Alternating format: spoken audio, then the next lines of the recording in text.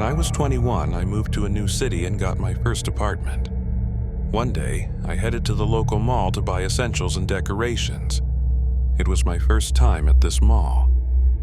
I parked outside a department store and walked through, checking out what stores they had.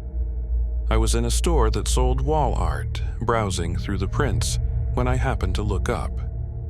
An older man, maybe in his 50s, was pretending to look through prints as well, but he wasn't actually looking at them. He was looking at me. The moment we made eye contact, he quickly looked back down. I got a weird feeling and left the store. I walked a little further and went into CVS. A few moments later, I noticed the man had followed me there. Just to be sure, I went over to the feminine products aisle. Sure enough, he followed me in, pretending to browse. It was pretty funny when he realized what he was looking at and got flustered. But he didn't leave. He stayed close to me throughout the store. When I went to check out, he made a beeline for the register as well. But thankfully, someone had stepped in line behind me. I could tell it pissed him off. Out of the corner of my eye, I watched as he suddenly started looking through the candy bars, as if searching for something to buy so he wouldn't look suspicious. Now, my radar was really up. I left the store and quickly ducked into the next one, hiding behind a pillar. I peeked out and saw him run out of CVS. He was now standing in front of the store, looking in both directions, presumably for me. I went to the back of the store and told the employees that a creepy man was following me. I didn't think I needed security, just a place to hide for a bit, so they let me sit behind the register. I waited about 30 minutes before leaving. For the next hour or so, I continued shopping and didn't see him again. Eventually, I went back to the department store, looked around for a bit, and then left through the side entrance where I had parked. I stepped through the first set of doors and, out of habit, glanced behind me to see if anyone else was coming so I could hold the door. And who the hell is right behind me? That man. I immediately blurted out, "God damn it, I knew I'd forget something," and turned back into the store. I walked straight up to the first employee I saw and told them what was happening. I needed mall security stat. Security arrived and I told them the whole story, giving a description of the man. Then they escorted me to my car. Whew! Once inside, doors locked, I unwrapped one of the cassette tapes I had just bought and popped it in. As I drove away, I saw him. I stopped the car and watched. He was walking in a quieter part of the parking lot, this time with a short, heavy blonde woman wearing glasses. I made sure to exit the mall from a different direction so he wouldn't see me, but it doesn't end there. Flash forward about 1.5 years. I had quit my job at a doctor's office, taken a trip to Italy, started a new job at a department store, and then taken another trip, this time to France. The mall I was working at now was about 25 miles away from the one where the incident had happened.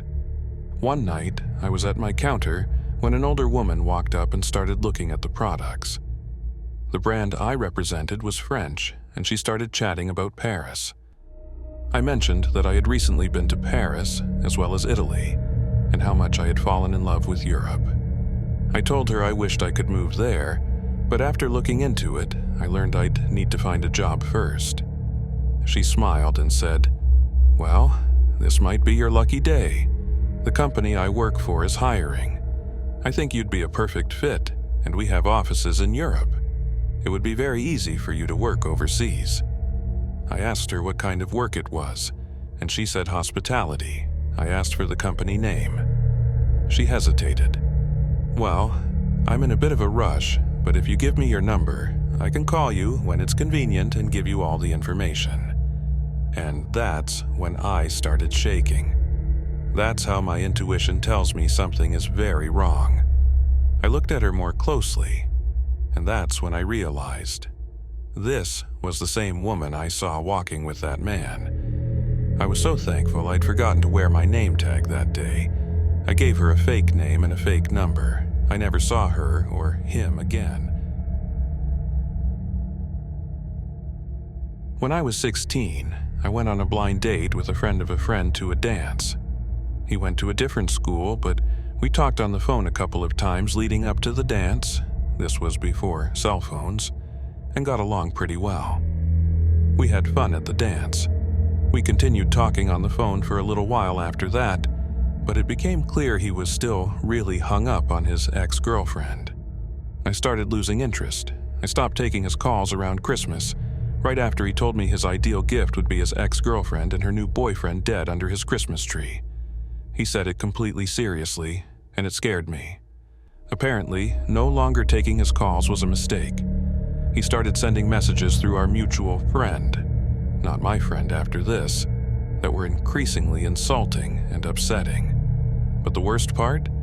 He knew where I worked in the mall. He and his friends would come by while I was stuck at the registers, unable to leave. They would stand just outside the store's doors, yelling all kinds of things at me. Somehow, my co-workers and managers never seemed to think this was a problem. They did nothing. This went on for weeks. The final message he sent through our friend was that he was going to assault me. He didn't use the word assault. The friend clearly thought this was hilarious. I was at my locker at the end of the school day when this message was delivered. I slammed the door shut, right next to his face, and snarled, "Fuck you." I'm pretty sure that was the first time I ever said that and truly meant it. He looked surprised and backed off. I don't know exactly what he told the stalker, but somehow the harassment stopped after that. Still, I was seriously on edge for a while, going to and from work anytime I was alone away from home, worried he might actually follow through on his last threat. I felt hunted. Fortunately, nothing ever came of it. But I still feel stupid for not telling my parents or the school what was going on. It's been almost 30 years, but that guy can still go fuck himself. About 7-8 years ago, after breaking up with someone, among other factors, I was essentially homeless. I eventually found a room in a boarding house. One of the other boarders was a guy around my age. I remember the first time I saw him. I had just gotten out of the shower and was walking back to my room. He stared me down, but I assumed it was one of those, whoops, I was just looking into the hall and accidentally made eye contact moments. The next day, I found a note under my door. It basically said, "Hey, I'm your housemate. Let me know if you need anything or want to hang out." Having just come out of a few bad situations, I didn't have many people in my life, so we struck up a friendship. Over time, it became clear that he had a crush on me, and that crush soon became very creepy. The more I learned about him, the more off I realized he was. He had 2, maybe 3 kids with different women. Whatever, that's fine, but custody, he had none. One child he had unsupervised visitation with, 1 required supervised visitation, and the third, well, his ex had moved away to get away from him and wouldn't even confirm whether the child existed. Because of his issues with his kids and exes, he started self-medicating with alcohol, on purpose.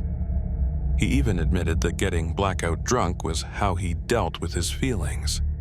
That's when the stalking started. One night, during one of his blackouts, I thought I could calm him down to keep the landlady from calling the cops. I went to his room. Big mistake. He grabbed my arms, pinned them to my sides, and then laid on top of me, trapping me between him and the floor. I managed to get out and run. The police were called, but he wasn't kicked out. After that, his obsession grew, out of what I can only assume was some sort of psychopathic guilt. Instead of apologizing or getting sober, he started tracking my movements. More letters showed up under my door, many of them angry. The one I remember most was a full-on rambling manifesto where he accused me of cheating on him. He knew I was lying about not having a boyfriend because he had placed a cigarette between my door and the door jamb. Since it hadn't been crushed or fallen out, that had to mean I never came home, which had to mean I was staying the night with someone. Then came the text messages. They were filled with accusations, telling me I deserved everything bad that happened to me because I used him, which, in his mind, meant You won't be my girlfriend, so you're a user because I'm not getting what I want from you. I only lived there for about 5-6 weeks. This started within days of moving in and didn't stop until I finally said fuck it and moved into a weekly studio. It was way more expensive, but I had just gotten a job and could finally afford it. Since I was genuinely afraid for my safety, I made sure to leave when I knew he wouldn't be there. Oh, and the ex I mentioned at the beginning. He was actively threatening me during this same period. I had him blocked on everything, but he found a loophole, sending me songs on fucking Spotify with messages attached so he could berate me about whatever he was mad about that day. I dated this guy for a few months before I realized he was a narcissistic sociopath. While I was dating him, he said things like, "Would you ever cheat on me?